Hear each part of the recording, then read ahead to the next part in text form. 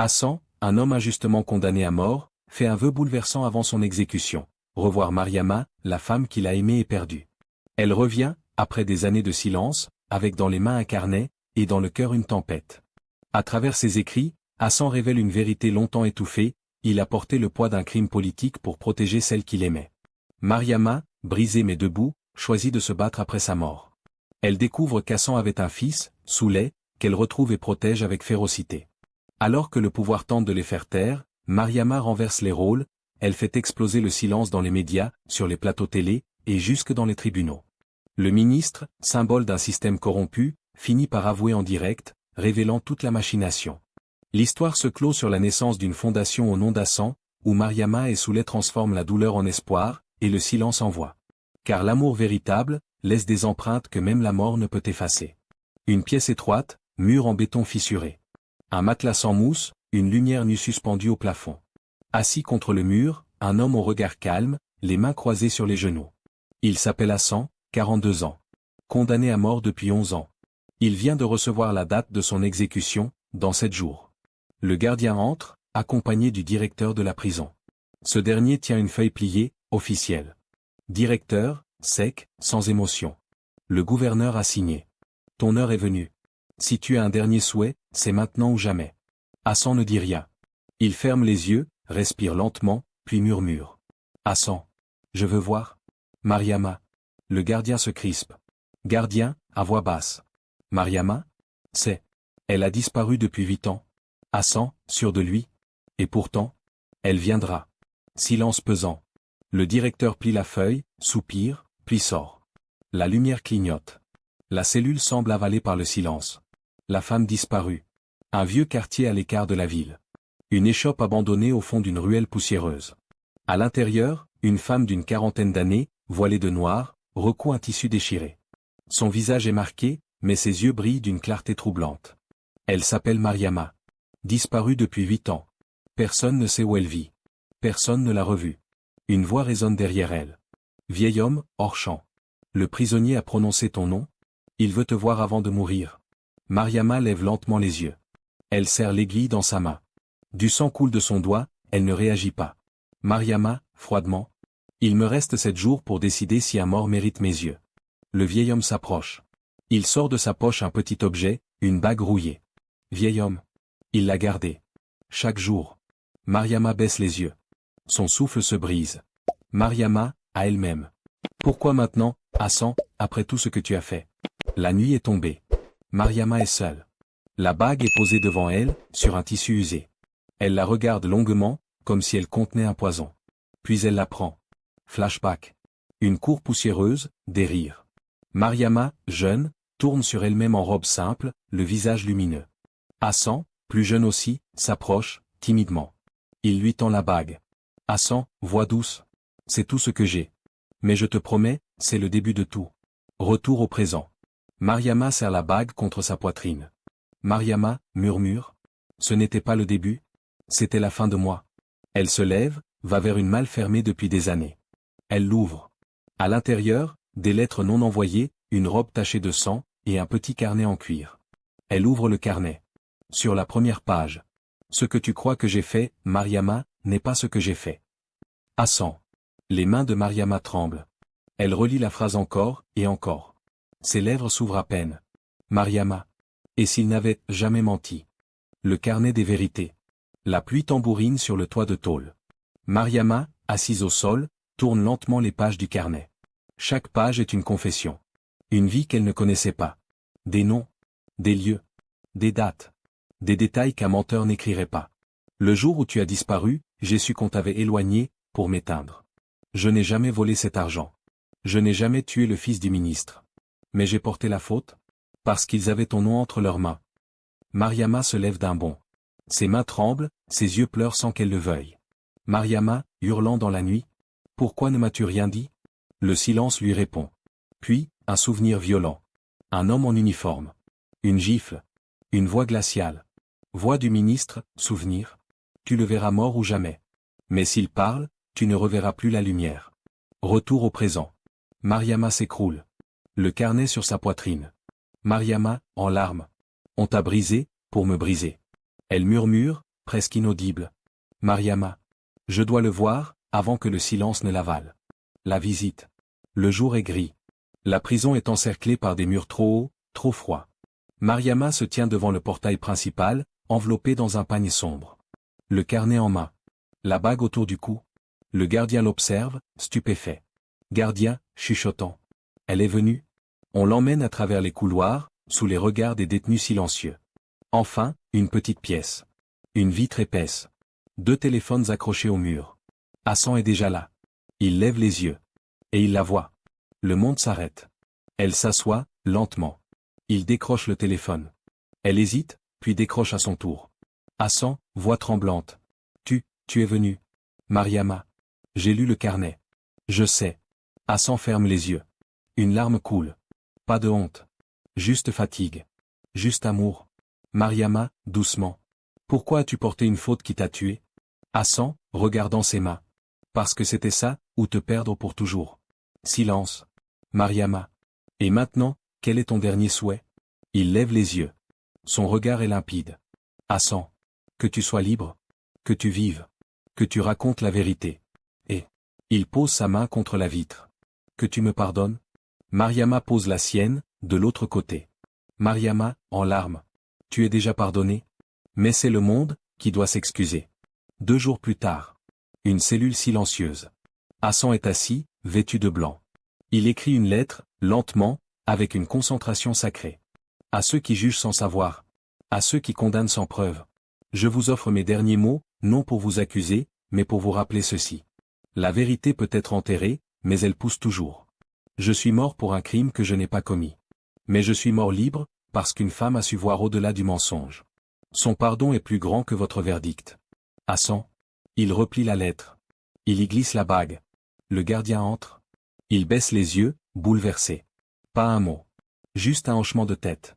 Le couloir de la mort est silencieux. Mais ce soir, même les murs semblent écouter. Hassan avance. Calme. Digne. Mariama, de l'autre côté du grillage, lui fait un signe. Il sourit faiblement. Hassan, à voix basse. Merci, d'être venu. Un instant plus tard, le silence absolu. Mais quelque part, un carnet, une lettre et une bague ont survécu. Et l'histoire, vient à peine de commencer. Après l'exécution. Le lendemain. Les journaux du pays affichent une simple ligne en bas de page. Hassan K, 42 ans, exécuté hier à l'aube. Mais dans une petite salle communautaire, une femme se lève. C'est Mariama. Le carnet en main. La lettre dans l'autre. Face à elle, journaliste, activiste, ancien détenu, et un homme dans le fond de la salle. Le fils du ministre. Celui que l'on croyait victime d'Hassan. Mariama parle d'une voix calme, puissante. Mariama. J'ai été le prix d'un silence. Il a été le prix de la vérité. Elle lit la lettre d'Hassan. Le public retient son souffle. Elle sort la bague, la lève au-dessus de sa tête. Mariama. Il est mort libre. Maintenant, c'est à vous de vivre avec ce que vous avez couvert. Le fils du ministre se lève brutalement, rouge de colère. Mais avant qu'il ne parle, un homme dans le public se lève à son tour. Témoin anonyme, fort. J'étais le greffier du dossier. Les preuves avaient été effacées, sur ordre d'en haut. Un murmure traverse la salle. Mariama, calmement. Ce n'est plus Hassan que vous avez exécuté, c'est votre propre conscience. 3 semaines plus tard. La Cour suprême est pleine. Pas pour juger un homme, mais pour juger un système. À la barre, Mariama. Vêtue sobrement, elle tient toujours le carnet. Son regard transperce la salle. Autour d'elle, des avocats, des militants, des familles d'anciens détenus. Face à elle, le fils du ministre, devenu ministre à son tour. Le juge demande le silence. Mariama s'avance. Mariama. Le crime d'Hassan, ce n'était pas le meurtre. C'était d'avoir aimé une femme qu'on voulait faire taire. Et moi, je suis cette femme. Un murmure secoue la salle. Mariama, montrant le carnet. Voici ce qu'il a écrit. Ce que vous avez tous refusé de lire. Ce n'est pas seulement son histoire. C'est celle de tous ceux qu'on a tués 2 fois, une fois par le mensonge, une autre par l'oubli. Elle tend le carnet au juge. Mariama. Ce procès ne lui rendra pas la vie. Mais il pourrait sauver des vivants. Le juge lit quelques lignes. Il ferme le carnet. Juge, gravement. Le tribunal décide de rouvrir l'enquête, et de suspendre tous les cas similaires. Dans le public, des gens pleurent. Certains se lèvent et applaudissent. Le ministre, lui, fixe le vide. Car il sait, que l'ombre d'Hassan plane au-dessus de sa tête. Le poids de la vérité. Le verdict a fait trembler le pays. Des reportages.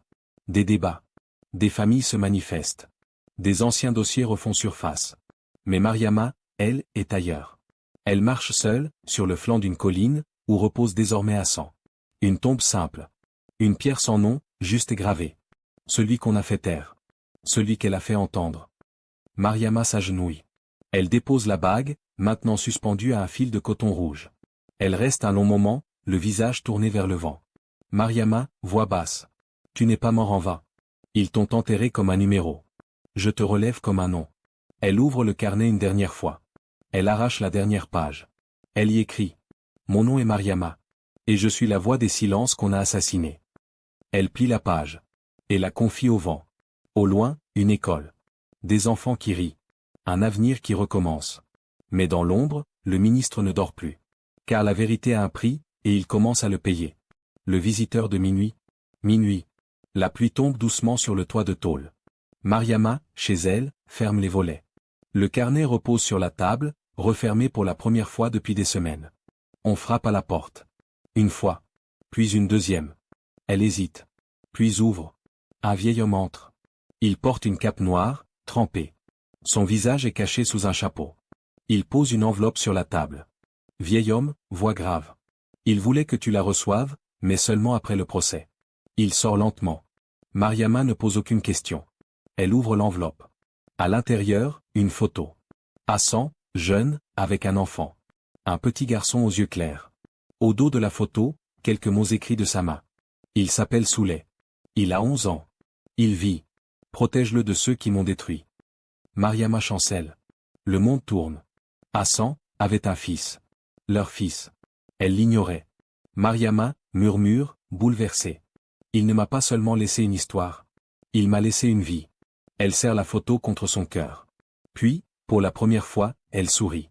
Mais derrière la fenêtre, dans la nuit, une silhouette observe. Car là où il y a des vérités, il y a toujours ceux qui veulent les enterrer à nouveau. Le fil caché. Au lever du jour, Mariama quitte la ville. Direction, un petit village au nord, noté au dos de la photo. Une école en tôle, des enfants pieds nus, des voix qui récitent à haute voix l'alphabet. Parmi eux, un garçon aux yeux clairs, assis seul, concentré, un peu à l'écart. Souley. La maîtresse s'approche de Mariama. Maîtresse, chuchotant. Il est arrivé il y a un an. Une vieille femme l'a laissé ici avec un sac et une lettre. Il parle peu, mais il écrit souvent. Des histoires. Beaucoup d'histoires. Mariama s'approche doucement. Souley lève les yeux. Il se regarde. Long silence. Elle sort la photo. La lui montre. Mariama, doucement. Tu le reconnais? Souley hoche la tête, lentement. Souley, à voix basse. Il venait, dans mes rêves. Il s'arrête. Puis ajoute. Souley. Il me disait que quelqu'un viendrait, quand ce serait l'heure. Mariama se met à genoux. Les larmes lui montent aux yeux. Mariama, émue. Je suis là maintenant. Et je ne te laisserai plus jamais. Elle le prend dans ses bras. Mais derrière l'arbre, une ombre observe. L'homme du ministre. Il chuchote dans un téléphone. Ombre. La femme l'a retrouvé. Le garçon existe. Qu'est-ce qu'on fait, monsieur le ministre? Le choix du ministre. Dans une villa luxueuse, sécurisée, le ministre contemple un vieux dossier sur son bureau. Le nom d'Hassan Barré. Mais dessous, un mot. Souley. Il soupire. Ses mains tremblent légèrement. Son conseiller entre. Conseiller. Monsieur, si ce garçon parle, il deviendra un symbole. Et tout ce que vous avez bâti s'effondrera. Ministre, amer. Le père n'a pas suffi. Maintenant le fils. Il regarde une photo du garçon prise ce matin, transmise par son homme de l'ombre. Son regard est déchiré entre stratégie et vérité. Ministre, froidement. Faites ce qu'il faut, mais sans tache. Pas de sang. Pas cette fois. Le conseiller sort. Pendant ce temps, dans le village, Mariama et Souley préparent un départ. Elle a décidé, elle l'emmènera loin. Hors du pays. Une ONG leur a proposé une protection. Mais dans l'ombre, un plan se tisse. Une disparition accidentelle. Une fuite organisée. Un silence propre. Mariama le sent. Elle a vécu ce piège une fois. Elle ne le vivra pas deux fois. La nuit tombe. Mariama ferme la valise. Souley dort, roulé dans une couverture. Elle s'assoit près de lui, tenant une feuille chiffonnée, le plan de leur départ. Mais soudain, un bruit. Un grincement de porte. Elle se lève, attrape un couteau dissimulé sous le lit. Silencieuse. Vigilante. Un homme tente d'entrer. Il est surpris, la porte est piégée de l'intérieur. Un seau d'eau bouillante lui tombe dessus. Il crie, fuit. Mariama le poursuit, jusqu'à la lisière du village. Elle le rattrape. Le plaque au sol. Mariama, furieuse. Qui t'a envoyé? Dis-le. Il murmure, terrifié. Inconnu. Le ministre. Il veut que l'enfant disparaisse, sans bruit. On devait le prendre, ce soir. Mariama recule, glacée. Elle retourne chez elle. Prend Souley dans ses bras. Elle ne fuira pas. Pas comme une ombre. Elle le dit à haute voix. Mariama, déterminée. Je ne quitterai pas cette terre. C'est à lui de partir. Le lendemain, elle contacte la presse. Elle donne tout. Le carnet. La photo. La lettre. Le plan d'assassinat. Et elle conclut devant les caméras. Mariama, calme, mais tranchante. Si quelque chose m'arrive, ou s'il arrive quoi que ce soit à cet enfant, vous saurez tous, qui en est responsable. Le mur tombe. Les images font le tour du pays.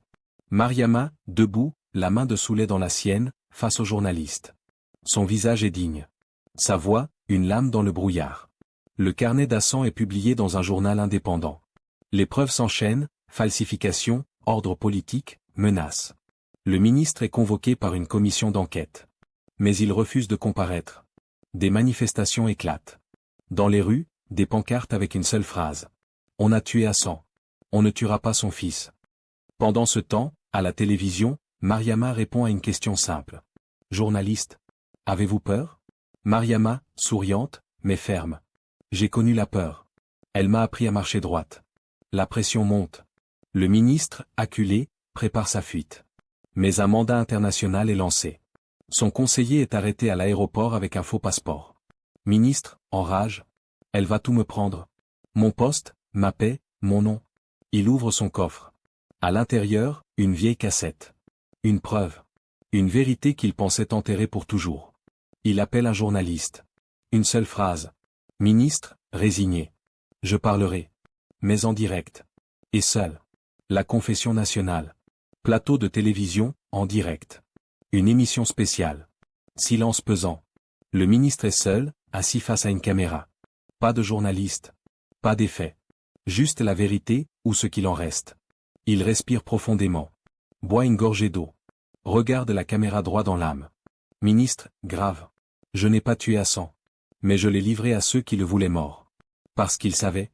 Parce qu'ils refusaient de se taire. Parce que je ne pouvais pas risquer que la vérité éclabousse mon ascension. Il sort une cassette de sa veste. Ministre. Ceci est un enregistrement d'une réunion tenue il y a 12 ans. On y parle de faire porter le chapeau à un invisible. Ce pauvre gars qui a trop de principes. Ce pauvre gars, c'était Hassan. Il pose la cassette sur la table. Ministre, regard noir. On m'a trahi aussi. J'ai cru que je contrôlais tout. Mais je ne suis qu'un pion, devenu bourreau. Il baisse la tête. Ministre, murmure. Si la justice est encore possible, alors qu'elle commence par moi. L'écran s'éteint. Quelques minutes plus tard, il est arrêté, en direct. Et quelque part, devant une télévision allumée, Mariama serre Souley contre elle. Mariama, à lui? C'est la fin d'un mensonge. Mais le début de ta liberté. 1 an plus tard. Un bâtiment flambant neuf, au cœur d'une ville en pleine reconstruction morale. Une plaque dorée à l'entrée. Fondation Hassan pour les innocents silencieux. À l'intérieur, des jeunes écrivent, apprennent le droit, racontent leurs histoires. Dans un atelier, on enseigne à des femmes comment imprimer des journaux indépendants. Dans un coin, une pièce silencieuse, le musée des silences, où le carnet d'Hassan est exposé, protégé sous verre. Et au centre, un bureau ouvert. Mariama y travaille. Souley, devenu plus grand, l'aide à trier des lettres de détenus. Souley, lisant une lettre. Je n'ai pas tué. Mais je ne sais plus comment prouver que j'existe. Il lève les yeux. Souley. C'est ce que papa aurait voulu, non? Qu'on les écoute. Mariama, souriante. Oui. Et qu'on transforme leur silence en lumière. Un journaliste entre. Journaliste. Mariama, la presse internationale veut vous remettre un prix. Pour avoir fait trembler un État, avec un carnet et une bague. Mariama sourit doucement. Elle regarde la bague suspendue à son cou. Mariama. Ce n'est pas moi qui ai fait trembler l'État. C'est l'amour, qui n'a jamais fléchi. Merci d'avoir écouté cette histoire. Si elle a touché quelque chose en vous, si elle a réveillé un souvenir, une émotion, ou simplement un peu d'espoir. Abonnez-vous. Pas seulement pour une vidéo de plus. Mais pour continuer ensemble ce voyage à travers des récits oubliés, des vérités humaines, et des silences qui parlent plus fort que les mots. Votre écoute donne vie à ces histoires. Merci d'en faire partie.